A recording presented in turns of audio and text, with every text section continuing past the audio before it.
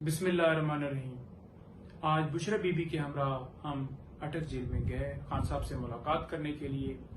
As a council मेरा हक बनता है आपके सामने रखना कि हाई कोर्ट के अहकामात की रोशनी में हमने रजू किया और उसके बावजूद हमें एक्सेस नहीं दी गई, और साथ साथ ये बताता जाऊं कि खान साहब के साथ किस तरह से ट्रीट किया जा रहा है। बीबी साहब ने बताया है कि खान साहब को उसी क्लास में रखा गया है, वो ही कमरा और उसी तरह से ओपन वॉशरूम और उसी तरह से वहां पर एक बाल्टी शावर नहीं है, और उसी तरह से खान साहब को कैद तन्हाई में रखा गया है। यानी कि जिस जगह पे खान साहब कैद हैं वहां पर कोई बंदा जा नहीं सकता, वहां पर कोई बंदा उनसे मिल नहीं सकता, उनसे बात नहीं कर सकता कि खान साहब उनसे बात कर लें। सूरत हाल क्या है कि एक बुनियादी एक चीज, वैसे कि एक शीशा है छोटा सा शेव करने के लिए, वो तक वहां पर उनको मुयसर नहीं है। खान साहब ये नहीं कहा कि मैं कोई घबराया हुआ हूं या मुझे इस क्लास से निकालो।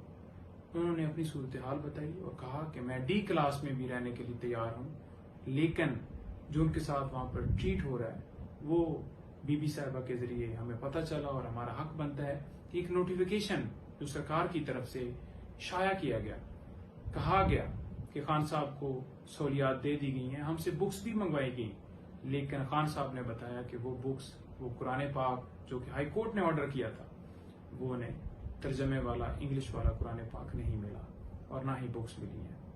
जो खाना था जिस हवाले से हम कह रहे थे, ये नहीं कह रहे थे कि कोई कोफ्ते हों, हम ये इस्तदा कर रहे थे कि उनको मियारी खाना, महफूज खाना जो उनके घर से बनकर जाए, क्योंकि उनके घर की तरफ से, उनकी फैमिली की तरफ से ये खदशात थे कि खाने के अंदर जहर मिला के दिया जा सकता है।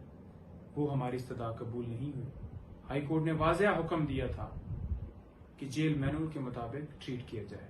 अब वो कैसे ट्रीट करना था कि जो कानून के अंदर एक चीज साबका वजीर आजम के लिए अगर हम एप्लीकेशन देते हैं मौजूद है, वो देनी चाहिए थी, जो कि नहीं मिली। और उसके साथ साथ लॉयर्स की एक्सेस, फैमिली की एक्सेस, उनके डॉक्टर की एक्सेस, उनकी वाइफ की एक्सेस, उनके दोस्तों की एक्सेस, ये वाज़ेह तौर पर इस्लामाबाद हाई कोर्ट ने हुक्म किया था कि मैनुअल के मुताबिक जेल के जो कानून है उसके मुताबिक डील किया जाए।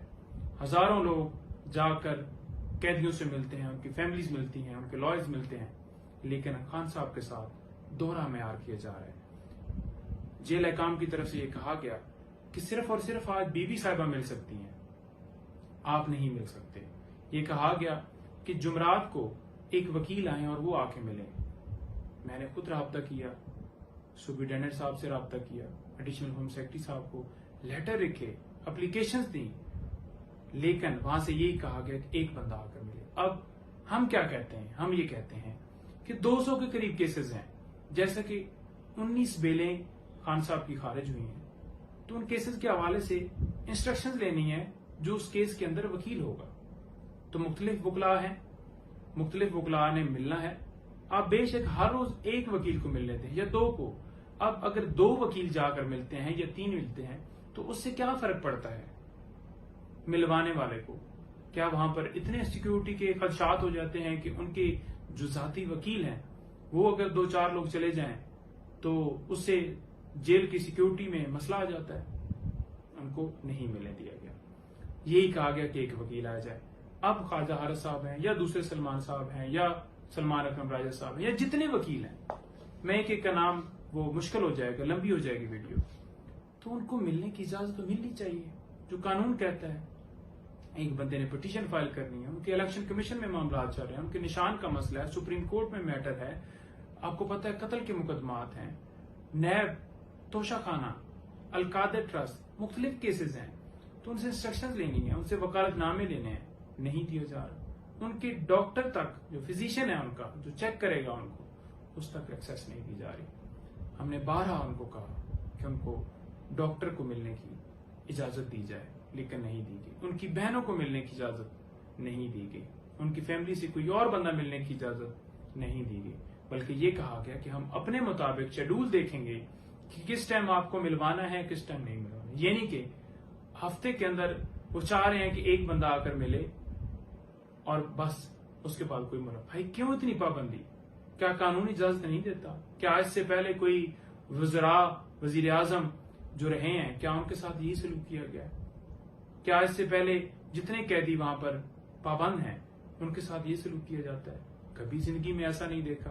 तो दोहरा म्यार नहीं होना चाहिए। हम chief justice Islamabad high court का दरवाजा दोबारा खटखटाएंगे और उनसे इस्तदा करेंगे कि आपके हुक्म को हवा में उड़ाया जा रहा है।